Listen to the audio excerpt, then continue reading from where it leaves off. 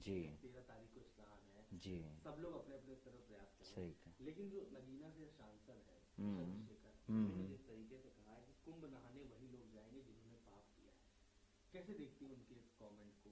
अब जब चंद्रशेखर जी ने इतनी बड़ी बात कह दी तो मैं ये कहती हूं कि क्या चंद्रशेखर नगीना अपने आप को क्या बहुत पवित्र और बहुत शुद्ध समझ रहे हैं? जो कुंभ के अंदर आने वाले लोगों को कहते हैं जो महापापी होगा वही स्नान करने जाएगा। तो मैं कहती हूं कि आप कितने बड़े शुद्ध हैं ये अपने आप को बताएं पहले कि आप अपने आप को शुद्धता का प्रमाण दे रहे हैं। तो मैं कहती हूं आपके दिमाग का ये कंटामिनेशन है, आप नेगेटिव सोच वाले व्यक्ति है, इसलिए इस तरह की आप बात कर रहे हैं।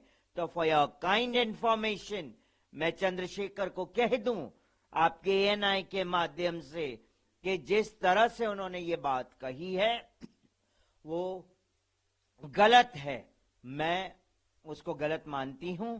और जो कुंभ में स्नान करने आते हैं जरूरी नहीं है कि वो पापी है, मगर आप महा अपराधी है, इसीलिए आप इस तरह की बात का वर्णन कर रहे हैं।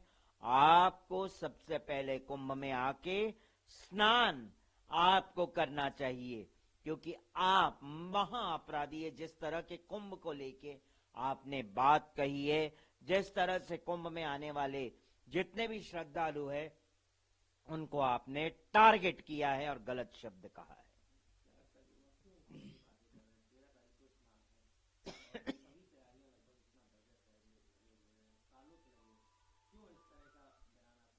इस तरह का बयान इसीलिए आता है कि चंद्रशेखर को कोई पूछ नहीं रहा है, उनको कोई बात नहीं कर रहा है, तो वो चाहते कहीं ना कहीं कुछ ना कुछ मैं लाइमलाइट में आ जाऊं, इसीलिए इस तरह की बात ये लोग करते हैं। और इनकी बुद्धि कंटामिनेटेड है, ये लोग शुद्ध नहीं है, ये अशुद्ध है।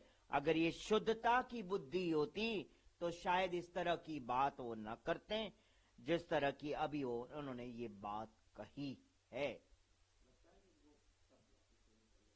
उनको पूर्णता अपने शब्दों को वापस लेना चाहिए और इसी प्रयागराज की भूमि पे आके चरणों में गिर के क्षमा याचना करनी चाहिए मां गंगा से, और प्रयागराज की जो रज है उस पे माथा टेक के क्षमा मांगना चाहिए, क्योंकि उन्होंने बहुत बड़ा ये अपराध कर दिया है।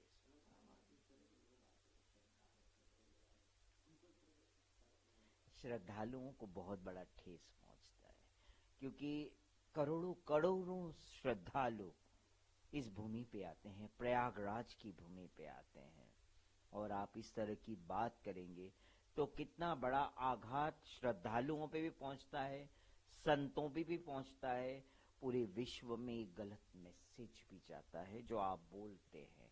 तो मैं कहती हूं अगर आप अपने आप को प्रतिष्ठित व्यक्ति समझते हैं तो पहले अपनी जीवा पे लगाम दें, सोचे, तोले मोले और फिर उसकी बात करें।